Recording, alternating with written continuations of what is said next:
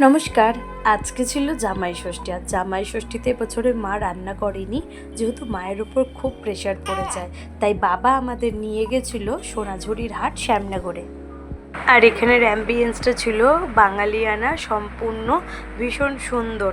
তো সেই জন্য আমরা চলে এসেছিলাম। বাবা আমাদের সঙ্গে পিসেমশাইকেও কিন্তু জামাই ষষ্ঠীতে নিমন্ত্রণ করে এখানে নিয়ে এসছে।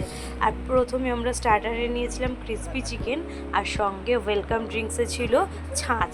তারপরে আমরা নিয়েছিলাম থালি।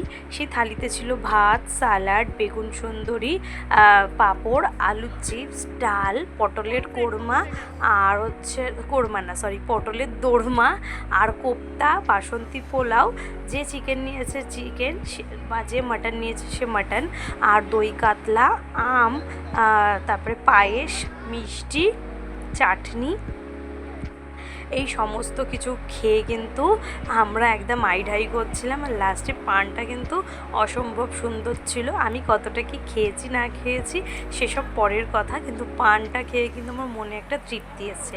আর আমি যে সুন্দর শাড়িটি পরে রয়েছি, এটা কিন্তু আমার দিদা শাশুড়ির শাড়ি। উনি নেই, আমার বিয়ের 9 মাস পর উনি মারা গেছেন। তবে ওনার শাড়িটি আমি শাশুড়ির থেকে নিয়ে পরেছি, যেটা আমার খুবই ভালো লাগছিল এবং আজকের দিনটা স্পেশাল করে তুলেছিল। টাটা, সবাই ভালো থেকো।